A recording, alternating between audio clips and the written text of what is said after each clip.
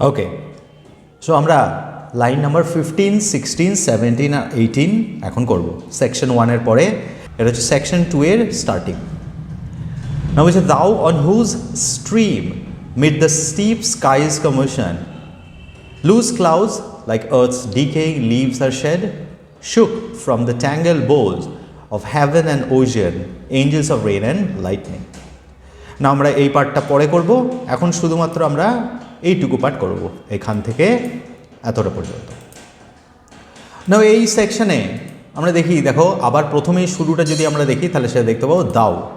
তার মানে এখানে আমরা কি দেখতে পাচ্ছি যে আবার সেই ফার্স্ট সেকশনে যে অ্যাপস্ট্রফে বা অ্যানাফোরা বলা যেতে পারে, যে প্রত্যেকটা লাইনের শুরুতেই দাও দাও এই কথাগুলো ইউজ করা হয়েছে, সেই অ্যাপস্ট্রফেটা ইউজ করা হয়েছে এখানে। তার মানে পিবি শেলি সরাসরি ওয়েস্ট উইন্ডের সঙ্গে কমিউনিকেট করছেন বা কথা বলছেন বা কথা বলার চেষ্টা করছেন। একটা নন হিউম্যান জিনিস যে রেসপন্ড করতে পারে না, তার সঙ্গে যদি সরাসরি কথা বলা হয় সেটাকে পোয়েটিক ডিভাইসে আমরা অ্যাপস্ট্রফে বলি।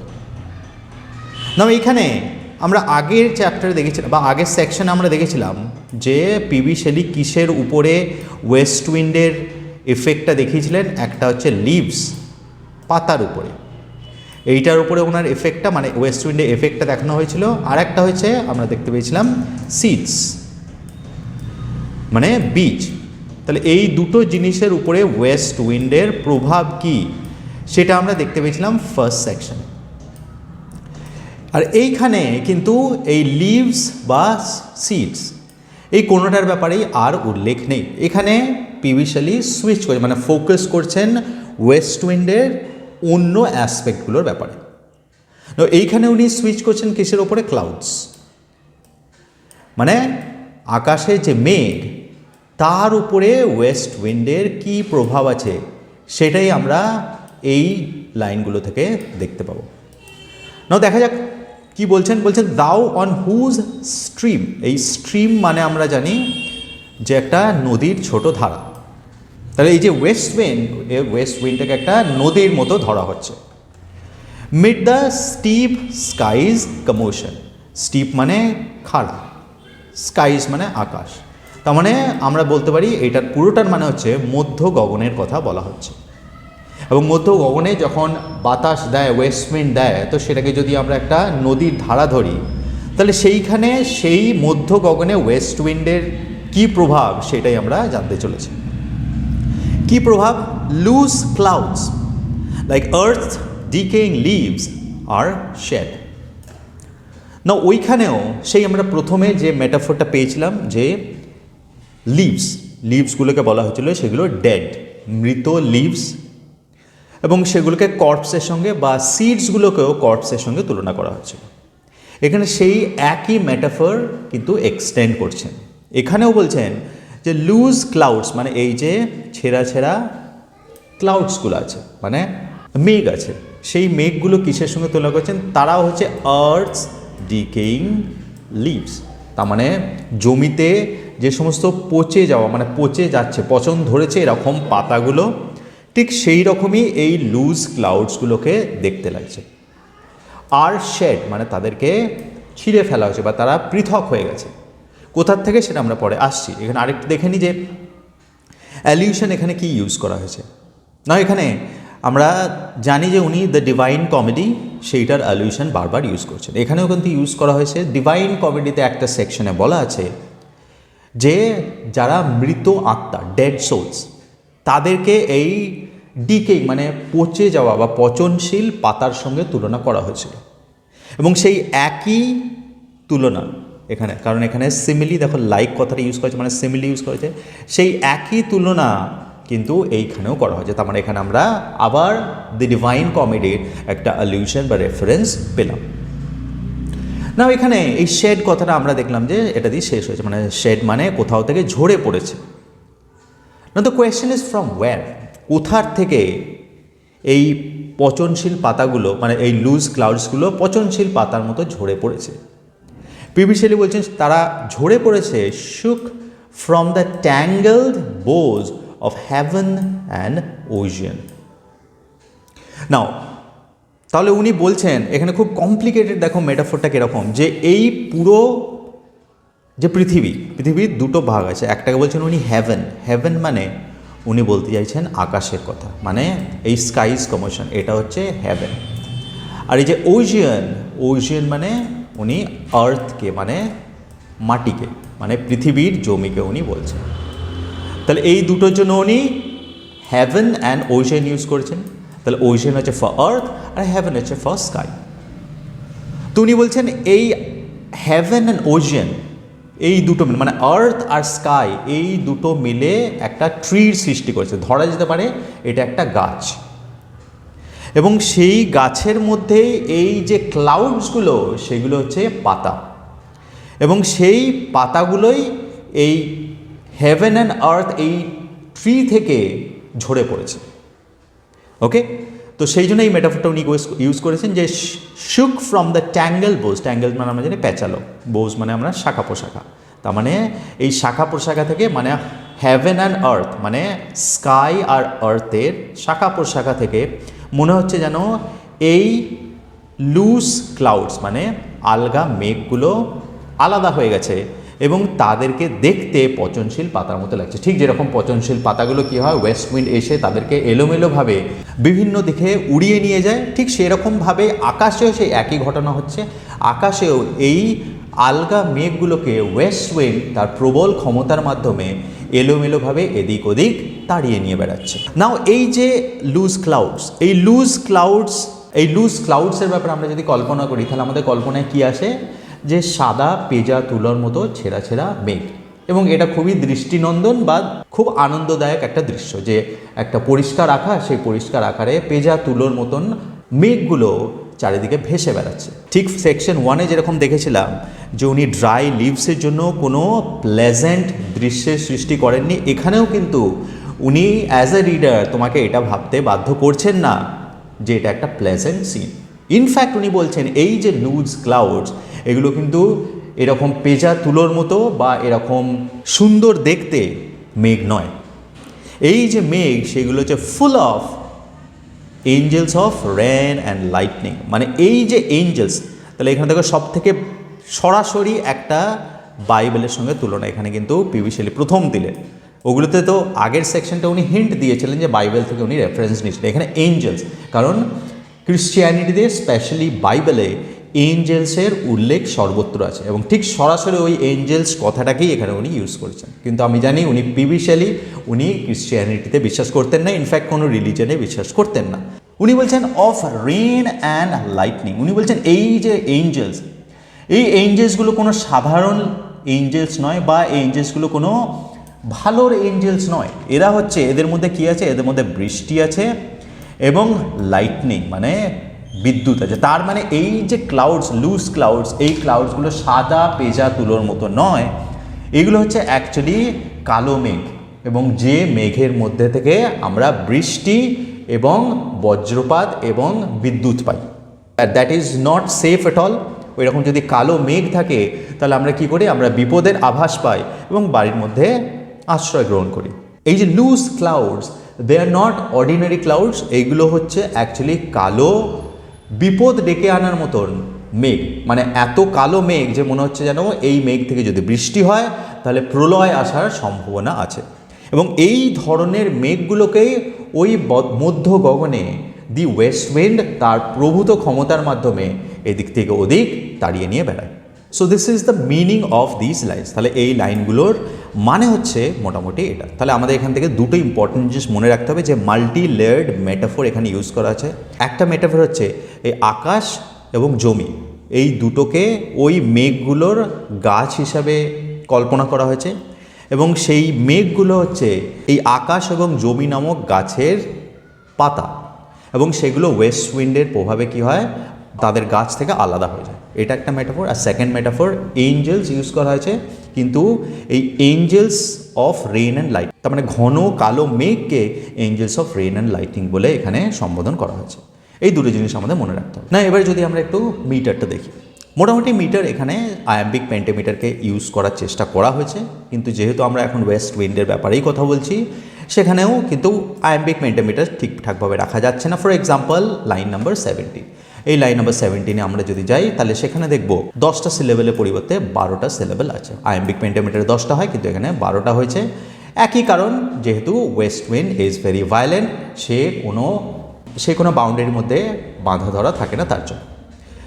আর তাছাড়া বাকি আগের সেকশনে যেটা আমরা টেরজারিমা দেখেছিলাম যে 3টে করে লাইন থাকে, এরকম 4টে সেকশন আছে, মানে 4 3 12, আর শেষে 2টো রাইমিং কাপলেট, মানে it's a combination of terza rima and sonnet. ঠিক সেই রকম কিন্তু এখানেও চলতে থাকবে। নাও আমরা লাইন নাম্বার 18, 19, 20, 21, 22, 23 এই কয়েকটা লাইনকে এবারে অ্যানালাইসিস করার চেষ্টা করব। নাও লাইন নাম্বার 18-এর first part, angels of rain and lightning, এটা হয়ে গেছে। তারপর থেকে শুরু করব। There are spread on the blue surf of thine airy surge, like the bright hair uplifted from the head of some fierce maenad, even from the dim verge of the horizon to the zenith's height, the locks of the approaching storm. এই যে সেকশনটা আমরা দেখছি, এই সেকশনটাতে এখন প্রধান যে বিষয়ে আলোচনা হচ্ছে সেটা হচ্ছে ওই ক্লাউডসগুলোর বিষয় এবং আকাশের বিষয়। এবং এখানে দেখো এই লক্স কথাটা আছে। লক্স মানে ওই চুলের কথা বলা হচ্ছে। মহিলাদের চুলে যে লক্স থাকে সেই লক্সগুলোকে এখানে ডেসক্রাইব করা হচ্ছে। তার মানে এখানে মেটাফোর একটা ইউজ করা হয়েছে, ক্লাউডসগুলোকে কিসের সঙ্গে তুলনা করে? চুলের সঙ্গে তুলনা করে। না, এই যে লক্স বা হেয়ার, এটা কিন্তু কোনো সাধারণ কারোর চুল নয়। কার চুল সেটা আমরা এইখানেই দেখতে পাবো। ওখানে বলছে এই হেয়ারটা কার? Of some fierce মেইনাড। না, এই যে লক্স, এই লক্সটা কার? এই মেইনাড বলে একটা গ্রিক এবং রোমান মাইথোলজিতে একটা ক্যারেক্টার আছে, সেই মেইনাডেরই লক্স এগুলো। নাও হু ইজ মেইনাড? নাও মেইনাডকে সেটা জানার জন্য আমাদেরকে ডায়োনিসিসের কথা জানতে হবে। নাও ডায়োনিসিস কে ছিলেন? আমরা সেটা যদি গ্রিক বা রোমান মাইথোলজি দুটোই কম্বাইন্ডে এর উল্লেখ আছে। নাও ডায়োনিসিস কে ছিলেন? একজন গ্রিক গড ছিলেন। এবং দেখবে বিভিন্ন গড যারা থাকে ওনারা বিভিন্ন জিনিসের জন্য রেসপন্সিবল থাকেন, কিন্তু এই যে ডায়োনিসিস ছিলেন উনি ছিলেন দ্য গড অফ ওয়াইন, মানে ওয়াইনের গড ছিলেন। এবং ওনাকে যারা ওয়ার্শিপ করতেন, ফিমেল ওয়ার্শিপার, যে মহিলারা ওনাকে ওয়ার্শিপ করতেন, তাদেরকে বলা হতো মেইনাডস। এবং একটু স্বভাবটা বলে নিই ডায়োনিসিস বা তার ফিমেল ওয়ার্শিপারদের। এনারা মদ্যপান করতেন এবং মদ্যপান করার পরে এনারা, বিশেষ করে মেইনাডরা, তারা কী করতো? তারা উদ্দাম নৃত্য করত। এবং তারা যখন উদ্দাম নৃত্য করত, সেটার বিভিন্ন ধরনের স্কাল্পচারও করা আছে। সেই স্কাল্পচারে এটা দেওয়া আছে যে সেই উদ্দাম নৃত্যটাতে তারা এত মাতোয়ারা হয়ে যেত যে তাদের চুলগুলো খোলা থাকতো এবং চুলগুলোকে মনে হতো যেন তাদের সঙ্গে সঙ্গে চুলগুলো চারিদিকে ঘুরছে, মানে একদম এলোমেলো চুলগুলো নিয়ে তারা উদ্দাম নৃত্য করছে। এবং তাদের চুলের ভঙ্গিমাতেই বোঝা যেত যে তাদের নৃত্যটা কতটা উদ্দাম। তো তার মানে মেইনাডদের সঙ্গে তাদের লক্সের খুব একটা বিশেষ যোগাযোগ ছিল। তো যাই হোক, সব যে ফিয়ার্স, না এখানে একটা কথা আছে না, ফিয়ার্স। না, কেউ যদি মদ্যপান করে বা ওয়াইন পান করে এবং আনন্দে উল্লাসে নৃত্য করে, তো সেখানে ফিয়ার্স থাকার তো কোনো ব্যাপার নেই। ফিয়ার্স মানে যেটাকে বলা হচ্ছে যারা খুবই প্রচণ্ড বা হিংস্র বা উগ্র। তাহলে মেইনাডের সঙ্গে ফিয়ার্স কথাটাকে কেন ইউজ করা হলো? না, তাহলে আমাদের এদের স্বভাবটা একটু জানতে হবে। না, মেইনাড যারা ছিল না তারা কিন্তু কোনো ভগবানের পূজা করতো না। তারা অ্যাকচুয়ালি ন্যাচারাল ওয়ার্ল্ড, মানে প্রাকৃতিক জিনিসপত্র, যেমন সূর্যের পূজা করা বা চন্দ্রের পূজা করা, এগুলো তারা করতো, বা গাছকে পূজা করা, সেগুলো তারা করতো। এবং তারা এরকম ওয়াইন পান করতো এবং আনন্দে নৃত্য করতো। এবং তার সঙ্গে সঙ্গে, এটা তাদের একটা সফট দিক ছিল, একটা আর্টিস্টিক দিক, কিন্তু তাদের একটা হিংস্র দিকও ছিল। তারা ব্লাড লাস্ট, মানে পৃথিবীতে যে সমস্ত জীবন্ত জিনিস আছে সেইগুলোকে তারা কাঁচা ভক্ষণ করত। ইভেন তাদের রক্তপান করেও তারা উল্লসিত হতো। তার মানে তাদের একটা হিংস্র দিক ছিল। কারণ এখানে আমরা ওই যে সেন্ট্রাল থিম আছে এই কবিতাটার, যে ডেস্ট্রয় অ্যান্ড ক্রিয়েশন, মানে বিনাশক এবং সৃষ্টিকারক, এই দুটো জিনিস। তার মানে এই যে মেইনাড ছিল তারাও কিন্তু সেটাকেই রিপ্রেজেন্ট করতো। তারা একই ধারে যেমন বিনাশক ছিল, ঠিক সেই রকমভাবেই তারা সৃষ্টিকারকও ছিল। কী সৃষ্টি করতো? তারা ভীষণ সুন্দর আর্ট ফর্ম মানে ডান্সের সৃষ্টি করত, যেটা করে তারা আনন্দ পেত। তাহলে এইখানে ওই মেইনার্ড কথাটাকে ইউজ করে স্পেশালি ওই যে ওয়েস্ট উইন্ডের যে সেন্ট্রাল একটা থিম আছে, যে ওয়েস্ট উইন্ড একাধারে যেমন বিনাশ করে বা বিনাশক, আর এক ধারে সে আবার সৃষ্টিকর্তাও বটে, এবং সেটাও মেইনারের মধ্যেও আমরা কিন্তু লক্ষ্য করতে পারছি। যাই হোক, তো বলছে সেই যে এলোমেলো কালো মেঘগুলো তারা যখন ওয়েস্ট উইন্ডের প্রভাবে কি করে আকাশে একদিক থেকে আরেক দিকে ছুটে বেড়ায়, তখন তাদেরকে কীরকম লাগে? তাদেরকে দেখে মনে হয় অ্যাজ এফ যে মেইনার্ডরা যেন তারা খোলা চুল নিয়ে নৃত্য করছে, এবং সেই খোলা চুলগুলোর সঙ্গে এই মেঘগুলো তুলনা করা হচ্ছে। Even from the dim verge of the horizon to the zenith's height. তাহলে dim verge of the Horizon এইটার মানে হচ্ছে দিগন্ত, আর জেনেথ হাইট মানে আকাশের সব থেকে উঁচু প্রান্তে। জেনিথ মানে সব থেকে এর থেকে উপরে যাওয়া যায় না, আর ডিম ভার্জ মানে সব থেকে নিচু। তার মানে বলা যেতে পারে সব থেকে নিচু থেকে সব থেকে উঁচু, এই দুটো মানে দিগন্ত বিস্তৃত। মানে এই যখন তারা নৃত্য করতো তাদের চুলগুলোকে দেখে মনে হতো যে তাদের চুলগুলো দিগন্ত বিস্তৃতভাবে ছড়িয়ে আছে। কোথায় করতো তারা? দে আর স্প্রেড, এই যে দে আর স্প্রেড মানে তাদের সেই লক্সগুলো ছড়িয়ে আছে কোথায়? এই যে from dim verge to the zenith's height on the blue surface of fine airy surge. Of the blue surface মানে ব্লু সার্ফেস হচ্ছে স্কাইয়ের কথা বলা হচ্ছে, অফ ফাইন এয়ারি এখানে অ্যাকচুয়ালি স্পেলিংটা হওয়ার কথা ছিল AIRY, কিন্তু এই স্পেলিং না দিকে এই স্পেলিংটা দেওয়া হয়েছে কেন? তার দুটো কারণ আছে। একটা কারণ হচ্ছে এই স্পেশালি এই স্পেলিংটা ইউজ করে একটা পোয়েটিক মিল দেওয়া হয়েছে, মানে পড়তে ভালো লাগবে। আরেকটাও কারণ আছে, এই এয়ারি মানে তো অনেক বাতাস আছে এরকম একটা জায়গা, কিন্তু AERY এইটার মানে হচ্ছে এমন একটা জিনিস যেটা বাতাস দিয়েই তৈরি, এথেরাল যেটাকে বলা হয়। তো সেই মিনিংটা বলার জন্যও কিন্তু এখানে এই ওয়ার্ডটাকে ইউজ করা হয়েছে। কারণ কি? যে ওয়েস্ট উইন্ড সেটার উপাদান কি? এসেন্সটা কি? বাতাস। তাহলে বাতাস দিয়েই ওয়েস্ট উইন্ডটা তৈরি, তার মানে এয়ারি বলে অ্যাকচুয়ালি ওয়েস্ট উইন্ডটাকে বলা হচ্ছে। তাহলে এই যে এত কিছু হচ্ছে সেটা কার কারণে হচ্ছে? এয়ারি সার্চ, মানে এই ওয়েস্ট উইন্ডের প্রভাবের ফলেই হচ্ছে। তাহলে এখানে আমরা রেফারেন্স কতগুলো পেলাম দেখো। আচ্ছা, এখানে আমরা কি ডায়োনিসাস এই রেফারেন্স মানে এটা গ্রিক মাইথোলজি থেকে নেওয়া হয়েছে।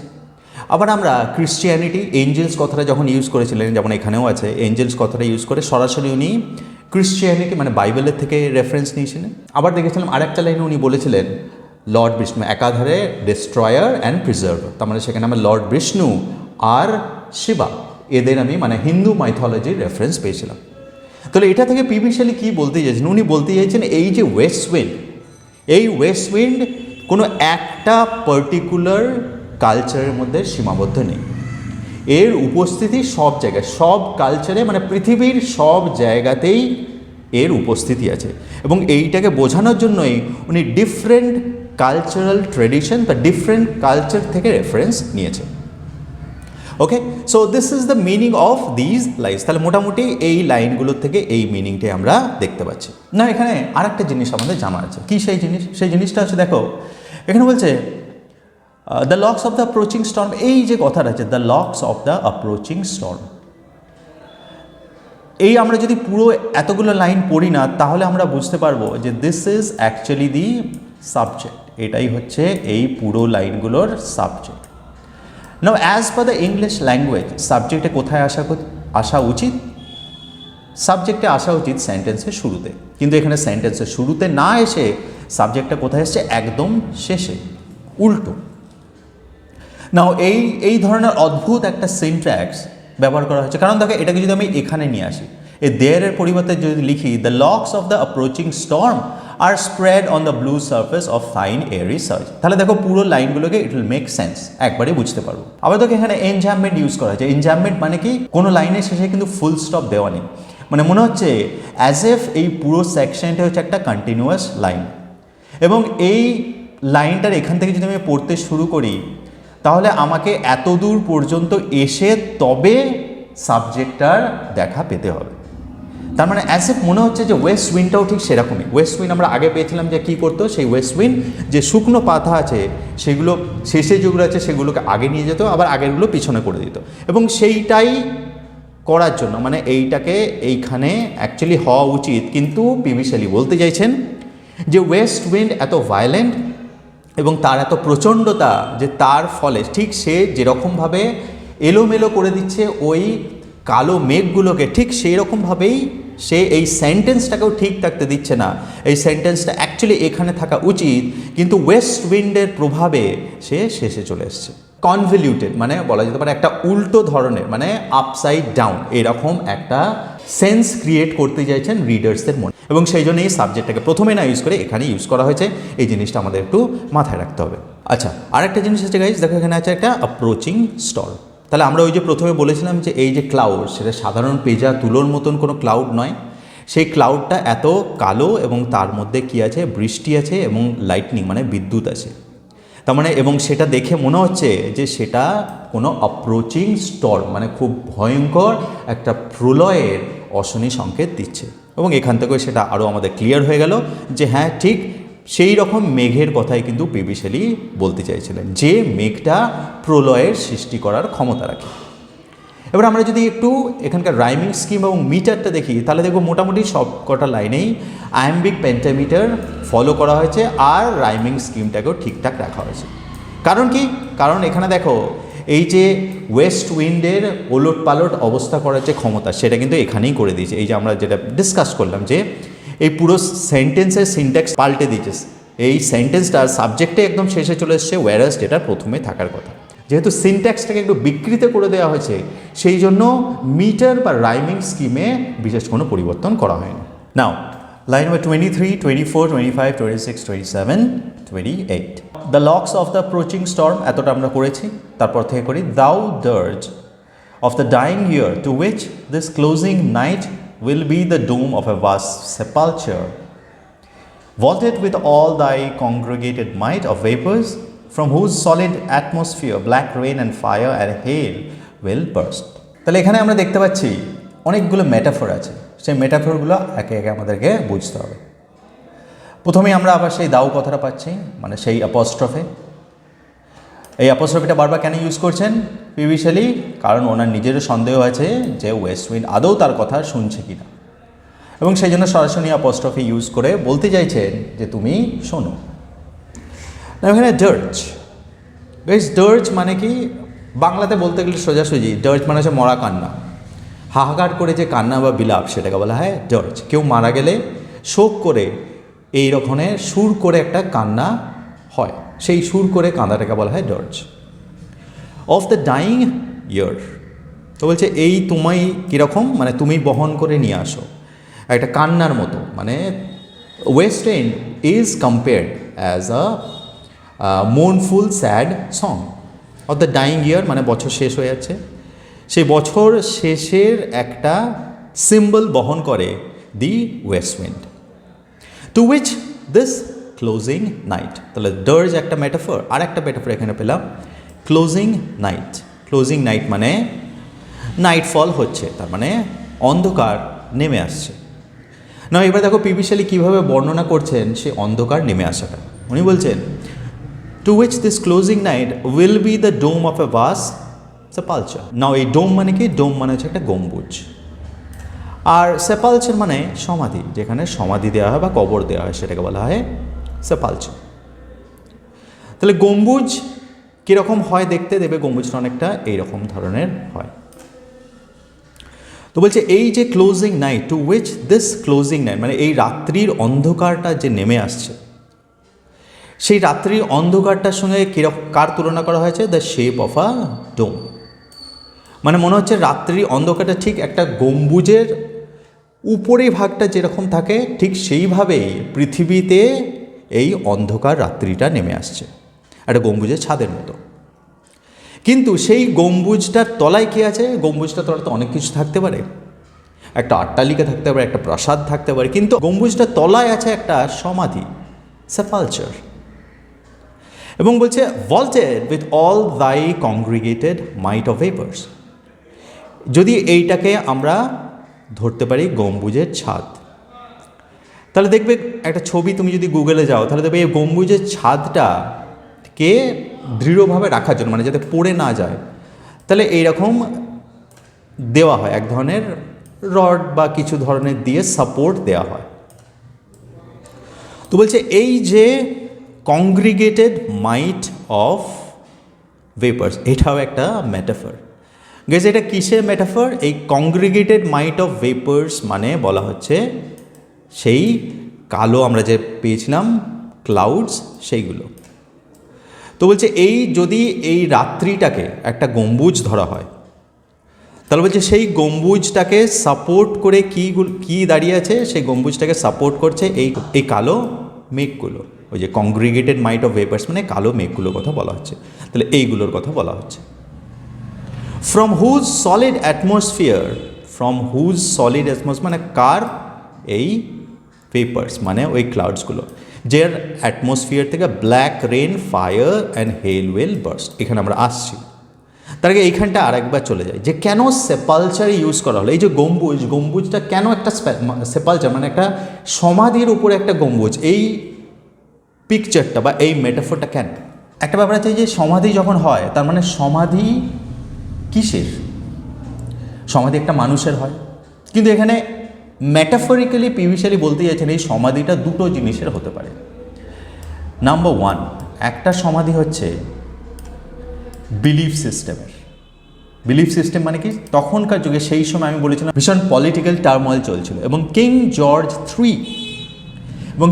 জর্জ থ্রির যে শাসনকাল বা ওনার যে শাসন করার যে পদ্ধতি, সেটাকে তখনকার ইংল্যান্ডের জনগণ নাকচ করে দিয়েছিল, এবং তারা একটা বিপ্লবের সৃষ্টি করেছিল, রেভলিউশনের।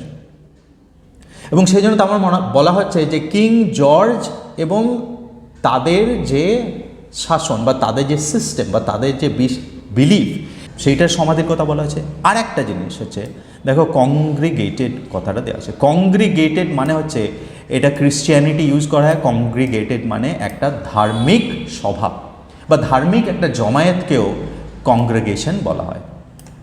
তাহলে এইখানে এই যে সেপালচার বা সমাধি, সেটা কিসের? সেটা হচ্ছে ধর্মেরও একটা সমাধি, এবং ধর্মের যে সমস্ত কুসংস্কার, অন্ধবিশ্বাস আছে, সেটারও সমাধির কথা এখানে পিভিশালি বলতে চাইছেন। তাহলে আমরা বুঝতে পারলাম যে এখানে সমাধিটা কিসের? সমাধিটা হচ্ছে তখনকার রাজার বা রাজতন্ত্রের সমাধি, প্লাস তখনকার যে ক্রিশ্চিয়ানিটি এবং তাদের যে কুসংস্কার, তার সমাধির কথা পিভিশালি বলতে চাইছেন। নাও এবার আমরা এই লাইনটা একটু মনোযোগ দেবো। এখানে হচ্ছে black rain and fire and hail will burst. তাহলে এই যদি কংগ্রিগেটেড মাইট অফ ভেপার্স মানে সেই যে কালো মেঘ, সেই কালো মেঘ কিসের সৃষ্টি করবে? সেটা আগেও বলেছিলেন পিভিশালি, এটা কিন্তু প্রলয়ের সৃষ্টি করবে। কারণ এখানে দেখা বলছে বৃষ্টি হবে, ফায়ার মানে বিদ্যুৎ চমকাবে, এবং হেল মানে তুষারপাত হবে, উইল বার্স্ট মানে এগুলো খুব আস্তে আস্তে হবে না, সেগুলো পৃথিবীর উপরে ভেঙে পড়বে। তার মানে উনি পৃথিবীতে প্রলয় আসবে, বা অ্যাজ ইফ মনে হচ্ছে যে পৃথিবীটার এন্ড মানে শেষ চলে এসছে, সব কিছু ধ্বংস হয়ে যাবে।